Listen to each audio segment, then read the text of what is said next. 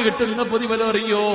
നിങ്ങളുടെ വീട്ടിലെങ്ങാണം ഖുർആൻ പഠിച്ച ഒരു മോനുണ്ടെങ്കിൽ അവന് കിട്ടുന്ന പ്രതിഫലം എന്തേ? അവൻ എപ്പോഴല്ലാനോട് ദുആ ചെയ്താലും അവന്റെ ദുആ റബ്ബ് സ്വീകരിക്കുമെന്ന് നബിയുനാ റസൂലുള്ളാഹി. അല്ലാഹുവിന്റെ റസൂല് പറയുകയാ, അല്ലാഹുവിന്റെ ഖുർആൻ ഹൃദയത്തിൽ കൊണ്ട് നടക്കുന്ന പൊന്നുമോനുണ്ടല്ലോ, അവന്റെ കണ്ണ് നിറഞ്ഞാൽ അല്ലാഹു സഹിക്കൂല. അവൻ റബ്ബിനോട് എന്ത് ചോദിച്ചാലും പടച്ചവൻ കൊടുക്കും. 2, അവൻ മരിക്കുമ്പോ സ്വർഗം കണ്ടിട്ടേ മരിക്കൂ. അവൻ മരിക്കുമ്പോ സ്വർഗത്തിൽ അവന്റെ വീട് കണ്ടിട്ടേ മരിക്കൂ എന്ന് നബിയുനാ റസൂലുള്ളാഹി സല്ലല്ലാഹു അലൈഹി വസല്ലം. എന്റെ പ്രിയപ്പെട്ട പെണ്ണ്, നിന്റെ പൊന്നുമോ മരിക്കുമ്പോ ജിബ്രീൽ അലൈഹിസ്സലാം വന്നിട്ട് കാണിച്ചു കൊടുക്കും, എടാ ഇതാണടാ നിന്റെ വീട്, ഇതാണടാ നിന്റെ വീട്. സ്വർഗം ഇങ്ങനെ കാണിച്ചു കൊടുക്കുകയാ. 3ാമത്തെ പ്രതിഫലമെന്തേ? പൊന്നുമോളെ, പൊന്നുമോളെ, നിന്റെ പൊന്നുമോനെ കബറടക്കിയിട്ട് 1000 വർഷം കഴിഞ്ഞ് അവന്റെ കബറ് മാന്തി നോക്കിയാൽ അവന്റെ ശരീരം പുഴുക്കൾ തിന്നൂല. അല്ലാഹുവിന്റെ ഖുർആൻ പഠിക്കുന്നവന്റെ ശരീരം പുഴുക്കൾക്ക് ഹറാമാണ്. അവന്റെ ശരീരം പുഴുക്കൂല, അവന്റെ ശരീരം പുഴുക്കൾ തിന്നില്ലെന്ന് നബിയുനാ റസൂലുള്ളാഹി. അല്ലാഹുവിന്റെ റസൂല് പറയുകയാണ്, വിശുദ്ധമായ ഖുർആൻ ഹൃദയത്തിൽ കൊണ്ട് നടക്കുന്നവർ ആ പൊന്നുമോന്റെ കബറിനകത്ത് കൊണ്ട് വെച്ചിട്ട് 100 കൊല്ലം കഴിഞ്ഞ് കബർ മാന്തിക്കോ. ധൈര്യമുണ്ടോ? ധൈര്യമുണ്ടോ? ഈ നാട്ടിലെ ഹാഫിളായ ഏതെങ്കിലും ഒരു മനുഷ്യന്റെ കബററിയുമെങ്കിൽ ഒന്ന് പോയി തുറന്നു നോക്കടാ ചെറുപ്പക്കാരാ. വെള്ള തുണി പോലും കീറിയിട്ടുണ്ടാകില്ല. 2ാമത്തെ പ്രതിഫലമാണ്. 3ാമത്തെ പ്രതിഫലമെന്തേ? അവൻ നാളെ കബറിനകത്ത് നിന്ന് എഴുന്നേറ്റ് പോകുമ്പോ, അവൻ നാളെ കബറിനകത്ത് നിന്ന് പടച്ചവന്റെ മുന്നിലെത്തുമ്പോ അല്ലാഹ് അവനോട് പറയുമ്പോ, യദ്ഖുലൂനൽ ജന്നാ ബിഗൈരി ഹിസാബ്. എന്തേടാ നീ നിസ്കരിക്കാഞ്ഞത്? എന്താ നീ അങ്ങനെ ചെയ്തത്? അവനോട് റബ്ബ് ചോദിക്കില്ല.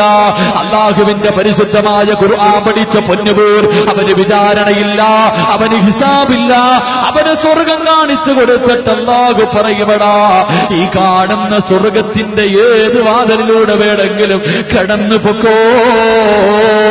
എന്റെ പ്രിയപ്പെട്ട പെണ്ണ്, നിന്റെ വയറ്റത്ത് പിറന്ന ഒരു പൊന്നുമോനെയെങ്കിലും നിനക്ക് ഹാബിലാക്കിയ അവനിങ്ങനെ നടന്ന് നടന്ന് സ്വർഗത്തിന്റെ കവാടത്തിന്റെ മുന്നിലെത്തുമ്പോ റിദ്വാൻ എന്ന മലക്ക് സലാം പറഞ്ഞ് കവാടം തുറന്നു കൊടുക്കുകയാണ്.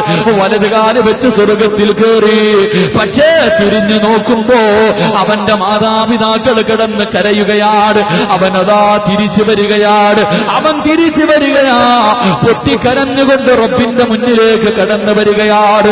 അല്ലാഹു ചോദിക്കുന്നു, എടാ നിനക്ക് സ്വർഗം തന്നല്ലോ, പിന്നെ എന്തിനാ കരയുന്നത്? പിന്നെ എന്തിനാ കരയുന്നത്? അല്ലാഹുവേ,